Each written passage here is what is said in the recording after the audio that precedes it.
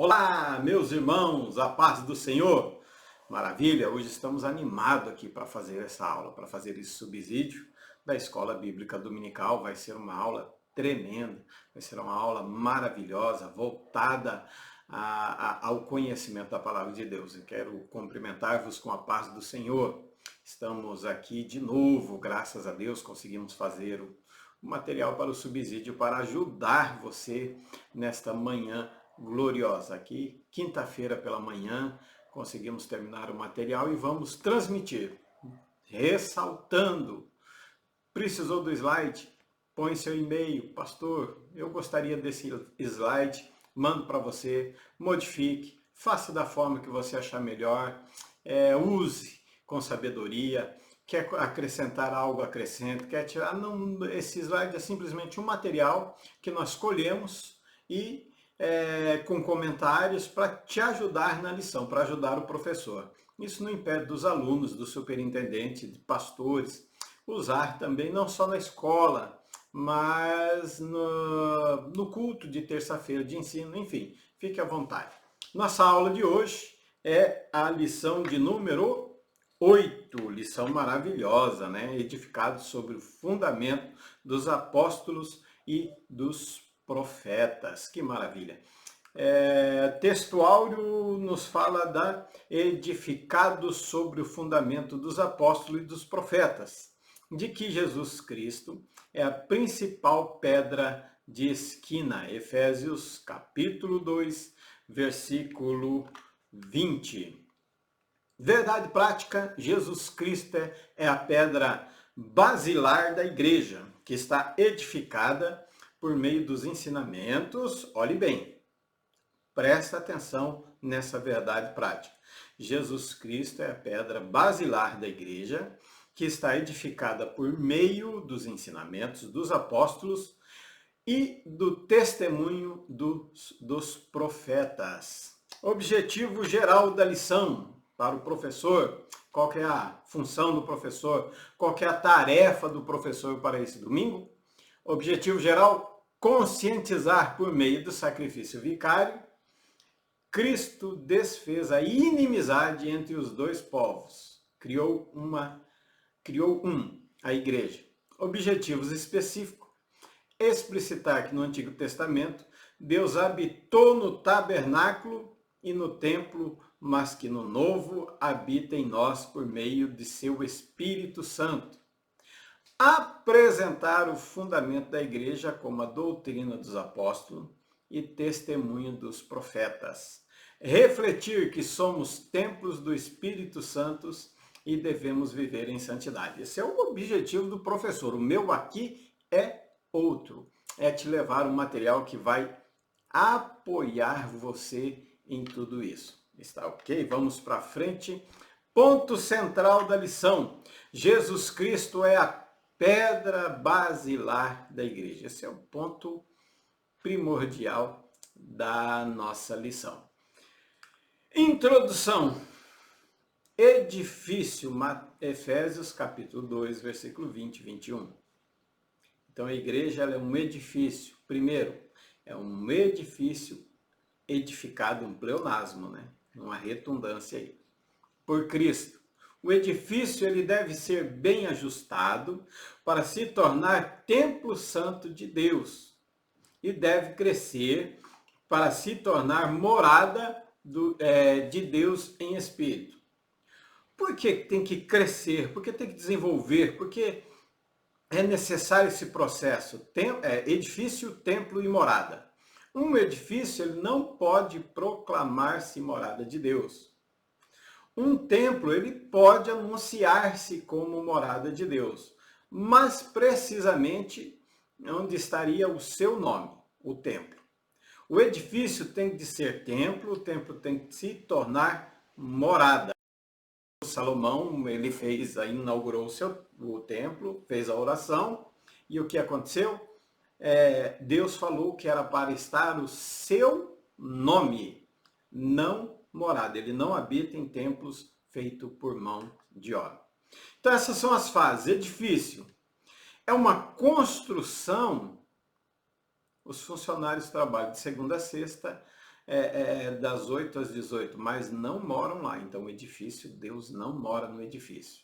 É só um tempo que ele passa. O templo é um lugar visitado. Infelizmente, hoje, né, nem visitado não está sendo mais. Mas o templo é um lugar onde você visita, onde você vai terça, domingo. Aqui eu coloquei visitar de 7 em 7 dias no domingo, mas pode ser 2, 3, 4 vezes. Mas enfim, é uma visita, é um culto que você vai prestar. E o real templo somos nós, morada de nós, do Espírito Santo. Não morada de nós, morada do Espírito Santo. Um lugar onde Deus habita 24 horas. Então nós começamos com o processo de edifício, tornamos-nos templos e, por fim, morada do Espírito Santo. Então esse é o processo que você vai apresentar à igreja neste domingo. O edifício precisa ser bem ajustado. Ele não somente crescerá, mas ele vai desenvolver. Na realidade, se nós analisarmos, eu não me lembro a passagem bíblica, mas vamos achar aqui, tá? Êxodo, se eu não me engano, 25 e versículo 8. Vamos ver se é esse mesmo? 25, isso, versículo 8. E me farão um santuário e habitarei no meio deles. Então nós precisamos tornar esse edifício, crescer, desenvolver, tornar-se um templo.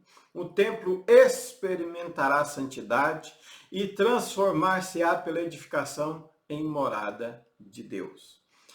Êxodo 25 e 8, há assim, uma tradução no meio, e farão um santuário e habitarei no meio deles. Veassuli Mikdash Betorran. Veshahant Betorran. Betorran, Veassuli Mikdash Veshahant Betorran. Betorran não quer dizer no meio, mas Betorran quer dizer dentro. A intenção de Deus não é morar no meio, mas é habitar dentro. No Antigo Testamento ele estava sobre o homem. No Novo Testamento ele está dentro do homem. Está sobre e em mim. Está bem? Então, na realidade, a tradução aqui fala por habitar no meio, mas no original, Betorran quer dizer habitar dentro do ser humano. Então não basta ser edifício, precisa ser templo. Mas também não basta ser templo, você precisa ser morada de Deus. Você precisa ser um templo onde ele habite 24 horas em você. E somente nesse tempo, que não é feito por mãos de homens, que ele consegue habitar 24 horas. O edifício ele precisa ser ajustado. E somente assim ele vai crescer, ele vai se transformar num templo e do templo para morada. Como construir esse edifício? Como nós vamos... O fundamento foi lançado. O fundamento é Cristo. O fundamento já foi posto. Inclusive Paulo disse, se alguém aparecer, se alguém apresentar com outro fundamento, com outro evangelho, seja anátema, né? Então, nós precisamos construir esse edifício. E como nós vamos construir? Ouro, prata e pedras preciosas. Coisas caras e profundas. Nós precisamos investir no reino dele. Quando eu falo investir, não é somente dinheiro.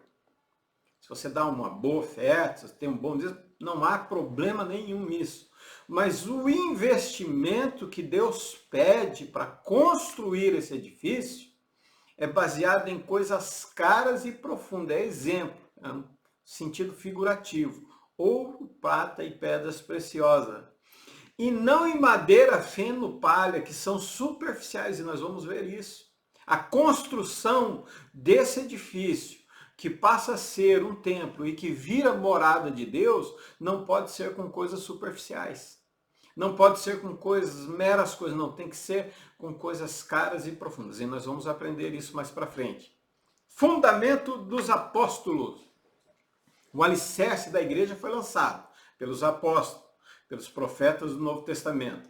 Jesus Cristo é o fundamento, é a pedra angular, é responsável pela integração da estrutura. E Jesus uniu judeus e gentios na igreja. O apóstolo e profeta não eram o fundamento da igreja. Não confunda, eles não eram o fundamento da igreja. Eles tinham em si o fundamento da igreja. Cristo é o fundamento.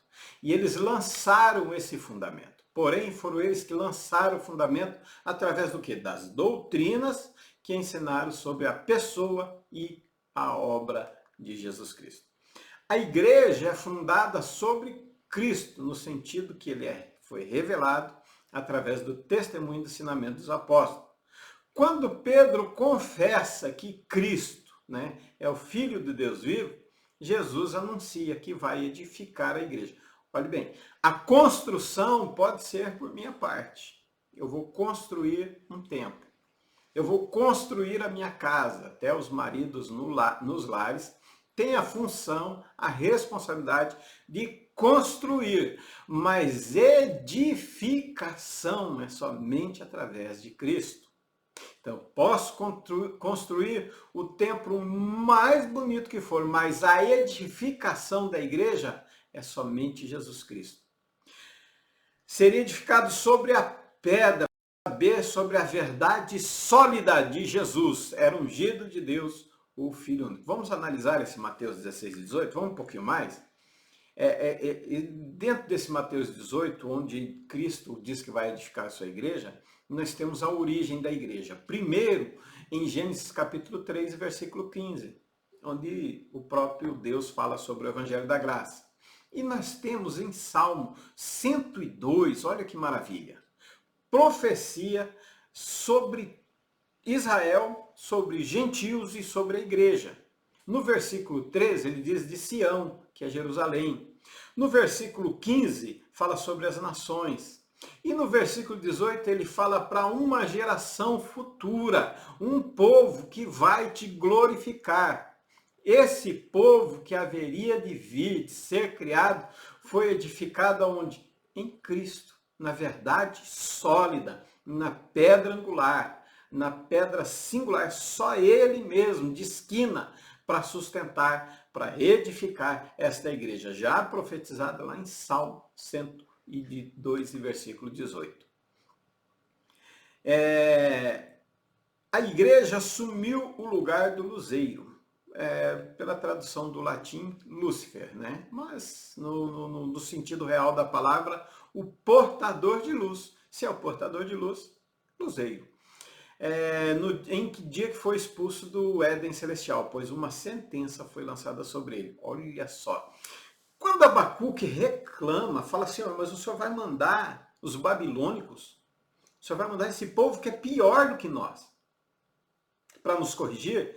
Fala, não, mas o que é para eles, o castigo deles está preparado. Mas eu preciso usar eles para quê? Para corrigir o meu povo. E olha que interessante. Quando o luzeiro cai, Deus prepara um povo, a mais poderosa das nações, te dará o trato que tu mereces. Eis o motivo da criação da igreja. Por isso a revolta dele contra a igreja. Deus já havia provido um substituto para o louvor da sua glória. Quem? A igreja.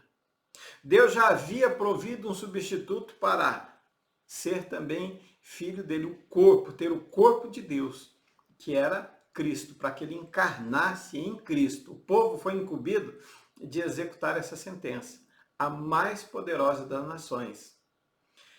Por isso a igreja foi eleita antes da fundação do mundo. Eu coloquei antes ali, mas eu vou corrigir, tá? É antes da fundação do mundo. Efésios, capítulo 1, versículo 4, 1 e 6. A igreja assume o sacerdócio universal, que era para Israel. Olhe bem, o sacerdócio era o de Melquisedeque. Vamos analisar isso aqui. Aí está escrito, mas vamos falar com vocês aqui. Cara a cara, vamos ficar um pouquinho maior isso. O sacerdócio real de Melquisedeque era para o povo. Êxodo 32, Êxodo 15, 19, de 5 a 6, Deus fala que queria uma nação de sacerdotes, não uma tribo. Era para o povo de Israel todo ser uma nação de reis e sacerdotes, e era para acumular a função. Assim como Jesus foi profeta, sacerdote e rei, era a mesma função do povo de Israel, mas era para ser reis e sacerdotes. Mas eles negligenciaram. Foi levantado um sacerdote substituto, que foi a tribo de Levi. Deveria ser a tribo de Judá, mas eles não conseguiam. Estavam, naquela festa lá, bêbados, não conseguiam arrancar a espada. Quando Moisés diz, quem é por mim, arranque da sua espada e vá contra seu irmão, contra sua irmã. Então o sacerdócio era para o povo de Israel num conjunto total, não só uma tribo.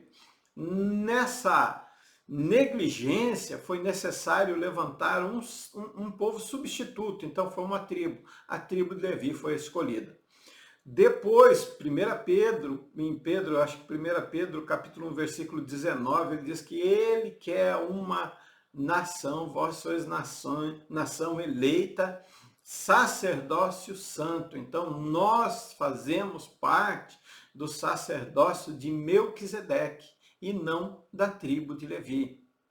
Salmo 110, ele fala do sacerdócio, que é o maior, que é superior ao de Levi, que é o sacerdócio de Melquisedeque, que não teve nem princípio, nem fins de dia, que é o de Cristo, que é o nosso sumo sacerdócio.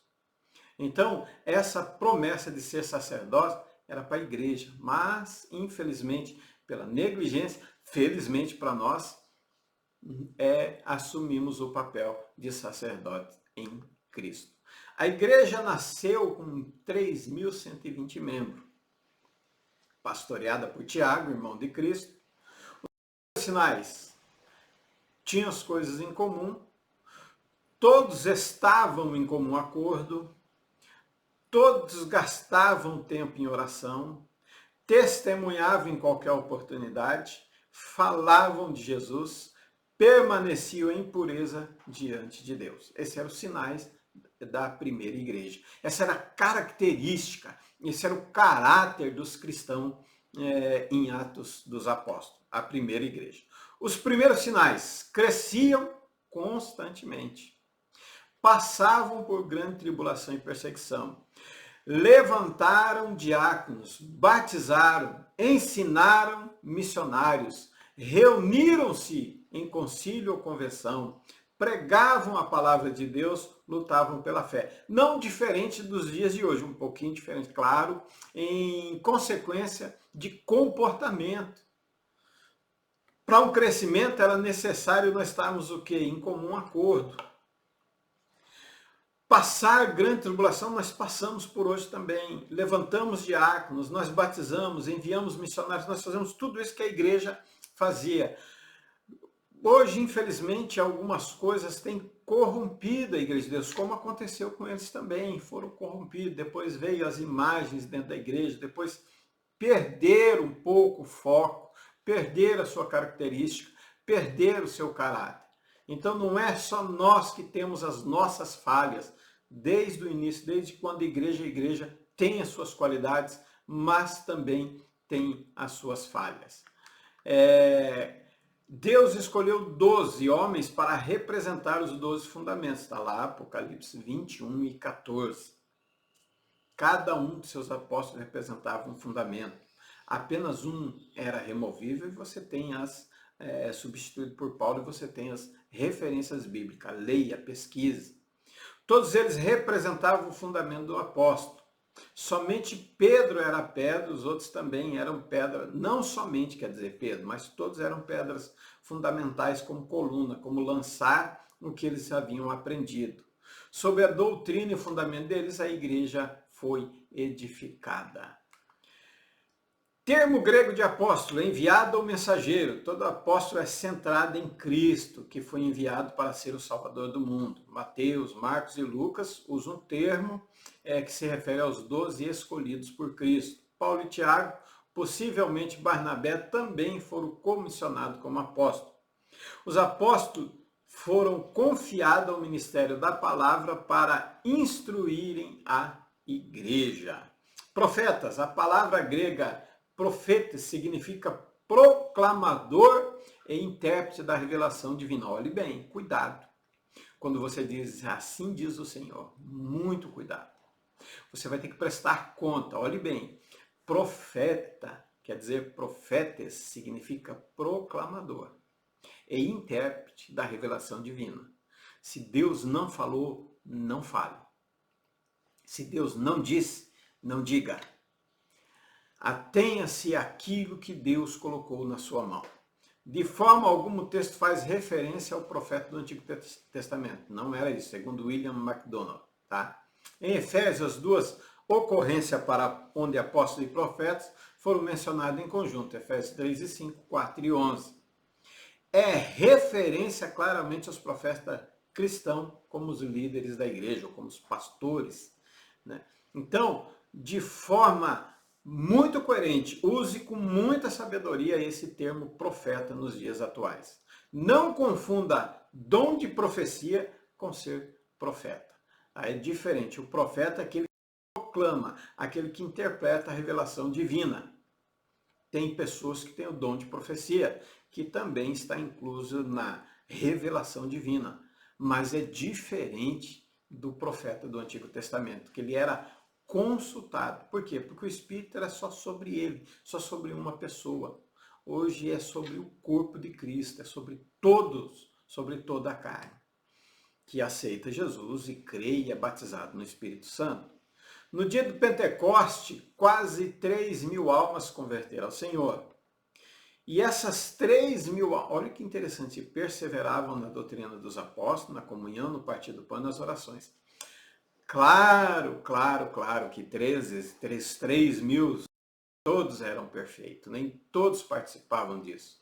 Mas a maioria, a grande quantidade, permaneceu assim. Os apóstolos do Novo Testamento foram mensageiros originais, testemunhas e representantes autorizados do Senhor crucificado e ressurreto.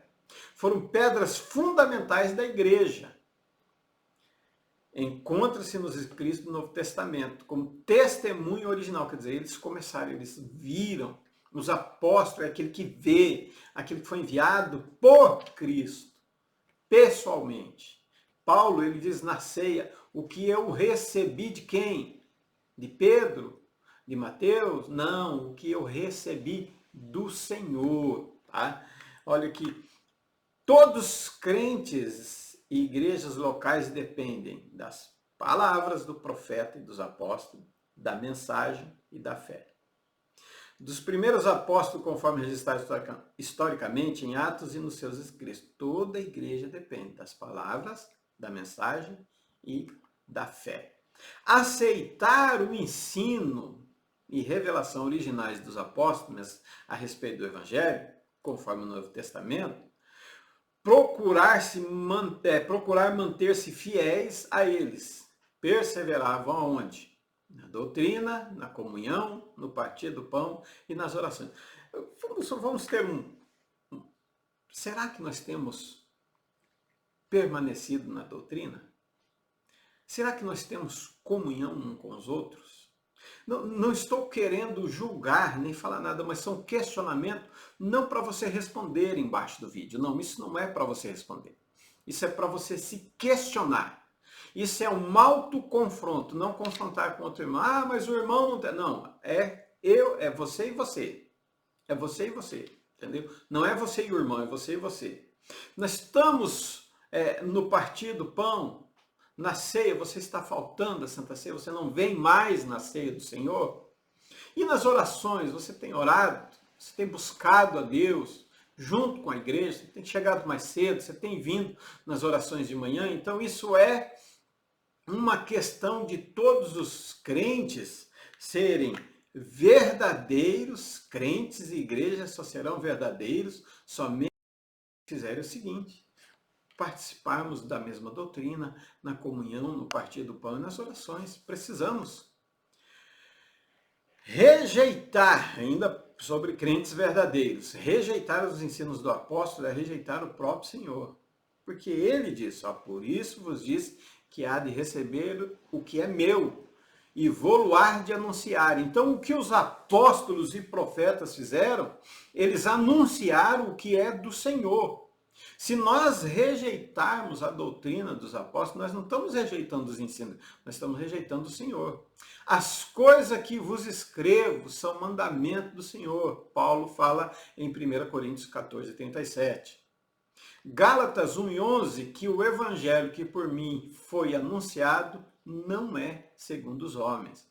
Então, Deus usa as pessoas, Deus usa pastores, Deus usa apóstolos, Deus usa evangelistas, Deus usa profetas, missionários, mulheres e homens de Deus, mas não é segundo os homens a palavra. Continuar na missão e ministério do apóstolo, comunicando continuamente. Nós temos que continuar sendo testemunha, trazendo as coisas à memória, retendo a firme e fiel palavra. Nós temos que dar seguimento a essas doutrinas, nós temos que dar seguimento a esse ministério.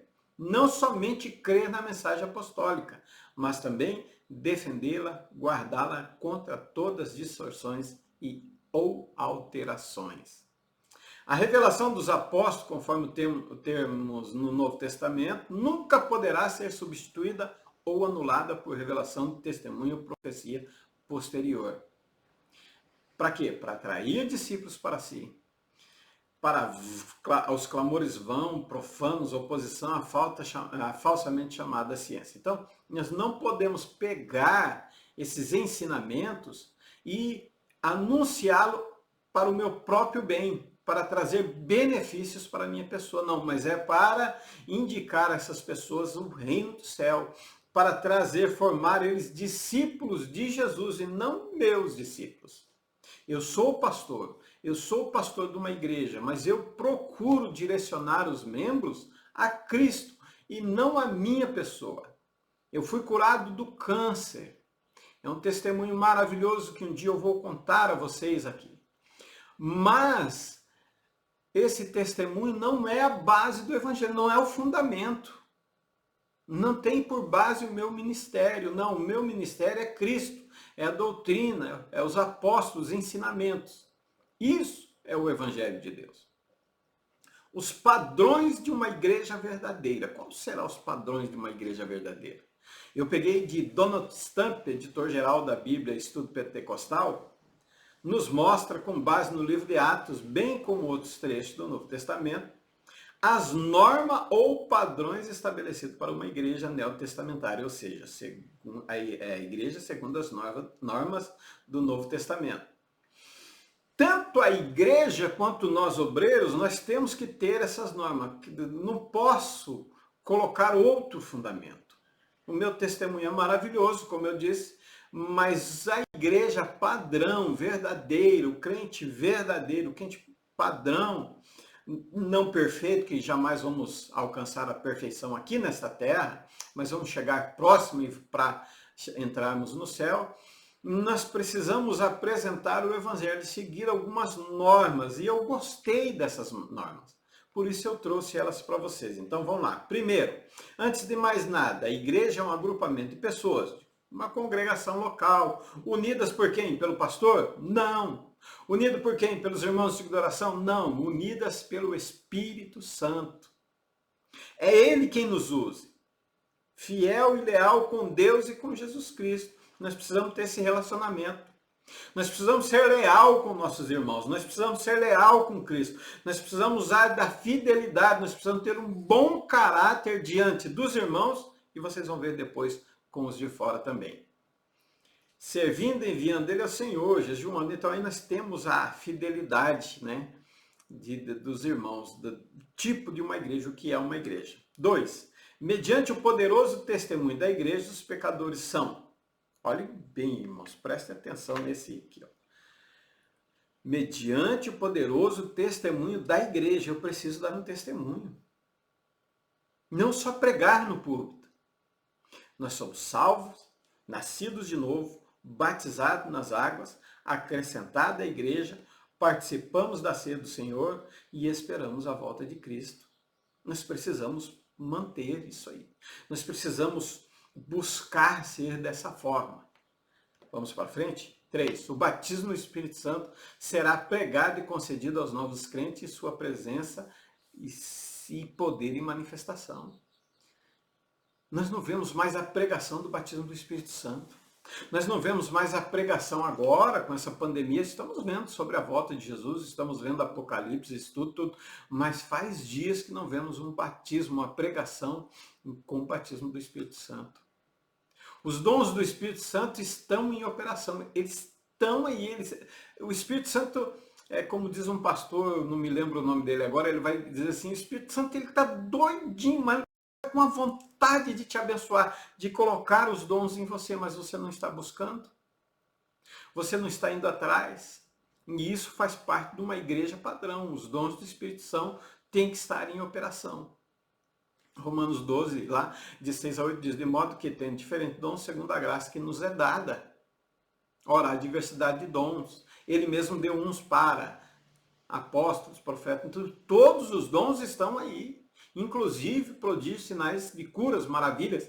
Farei aparecer prodígios, muitas maravilhas. Enquanto estender a tua mão para curar, para que façam sinais, olha, põe as mãos sobre ele e o curou. Então nós temos que ser, essa é a igreja padrão, nós precisamos buscar a Deus, orar, consagrar, jejuar, vamos ver isso. Faz parte da igreja padrão. Mas sem essa busca, sem essa entrega, sem essa dedicação, isso não acontece. Para dirigir a igreja, Deus lhe proveu um ministério quíntuplo. Apóstolos, profetas, evangelistas, pastores e doutores. Rapidinho, vamos ver esses ministérios. O que o apóstolo faz? O apóstolo, ele planta a igreja. Ele forma a igreja em si. Aí para quê? Para que o evangelista encha a igreja. O evangelista, ele é um missionário local. A mensagem dele é tanto para a igreja quanto para os que estão fora da igreja. Então ele arrebanha as pessoas. Para quem? Para quem cuidar? Para o pastor apacentar as ovelhas de Cristo. O pastor é o que cuida, que tira o carrapicho, que apara a lã, que dá de comer, que traz a palavra de Deus, essa palavra maravilhosa chamada Bíblia Sagrada. Esse é o pastor traz... Ele guia aos pastos verdejantes, as águas tranquilas, refrigera a alma através do Espírito Santo. É isso que serve o pastor. E o profeta para edificação, consolação e exortação. 1 Coríntios, capítulo 14, versículo 3. E os doutores, ou mestre, é o menor dedinho da mão, é para as coisas pequenininhas. Olhe bem, você que é doutor, que é mestre dentro da igreja, ninguém vai gostar de você. Por quê? Porque quando eu me achar santo e for na sua frente, você vai achar um defeito. Não, você precisa melhorar aqui. Você já foi na frente do médico? Já chegou lá na frente do médico, já falou para ele, doutor, eu vim consultar, mas eu estou bem de saúde, graças a Deus. Ele diz, não, você está com isso. Por quê? Porque ele enxerga onde eu não enxergo. Então, todos esses ministérios é para quê? É para o aperfeiçoamento, para nós que chegamos à estatura de varão perfeito, o pleno conhecimento de Cristo, que é o cabeça, varão perfeito. Nós precisamos montar esse corpo perfeito diante de Deus. Vamos para frente que o tempo corre, hein? Os crentes expulsarão demônios. Nós temos as referências bíblicas, atormentados de espírito imundos, expulsavam. Pois que os espíritos imundos saíam de muitos que os tinham. Nós temos esse poder na nossa mão, mas só através de busca, só através de oração, de consagração e jejum, de uma vida íntegra, irrepreensíveis diante de Deus.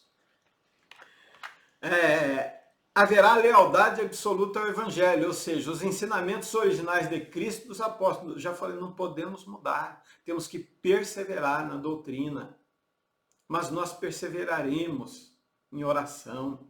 Os membros da igreja se dedicarão ao estudo da palavra de Deus e à obediência a ela. Escolher os diáconos para que os pastores pudessem perseverar na palavra e na oração.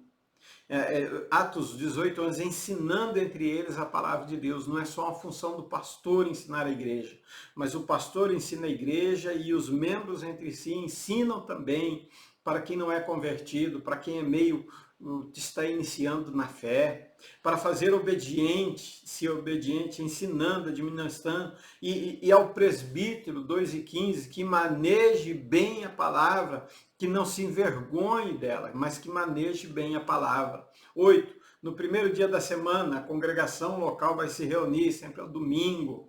Lógico, temos hoje mais culto do ciclo de oração da mocidade, mas no domingo vamos estar reunidos. Para quê? Uma adoração mútua, edificação da palavra de Deus, manifestação do Espírito Santo. É para isso que a igreja tem que se reunir. Não para falar mal do irmão, não para criticar o outro, não para criticar o obreiro, pastor, mas é para uma adoração mútua, uma edificação.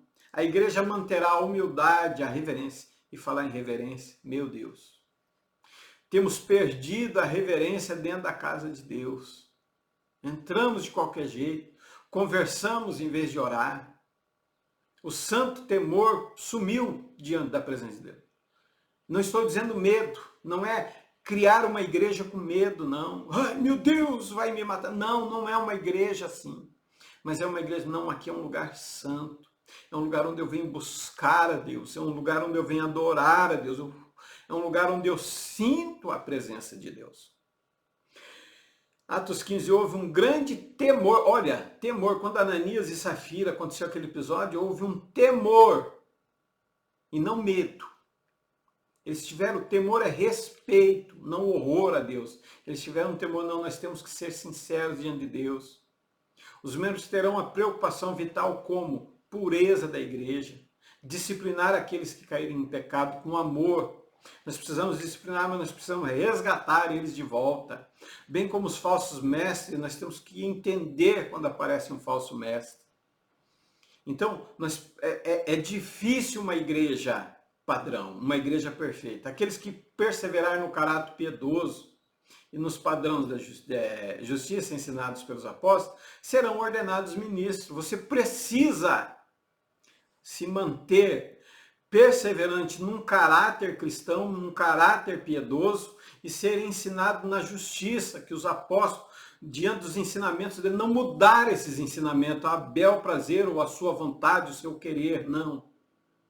Estais ensoberbecidos, não podemos estar dessa forma, mas nós precisamos fazer a vontade de Deus. E aquele que for irrepreensível, esse sim vai ser ministro. E quem é ministro na casa de Deus? Todos nós somos. Ministro é serviçal, é que presta um serviço. Semelhante à igreja terá diácono. O diácono ele tem que ser honesto, ele tem que ser de uma palavra, ele não pode ser dado aos prazeres desta vida e não pode ser cobiçoso. Não, eu vou ser diácono, vou trabalhar bem, porque daí eu vou a presbítero. Não, e nem quando mexe com valores daquilo que se adquire, na maldade, na malícia, nas armadilhas. O diácono ele tem que ter um bom caráter. Claro, se tiver um dom apto a ensinar, pode ser sim um presbítero, pode ser um evangelista, pode ser um pastor, mas faça com zelo aquilo que Deus colocou na tua mão. Porque você é um diácono, você não é menor do que um pastor. Porque eu sou um pastor, eu não sou maior do que um diácono. Eu sou tão servo quanto você, eu preciso ser servo, além de ser pastor. Primeiro eu preciso servir, eu sempre digo aqui para os irmãos, ou eu sirvo ou não sirvo para nada. 12. Haverá amor e comunhão no Espírito, evidente entre os membros.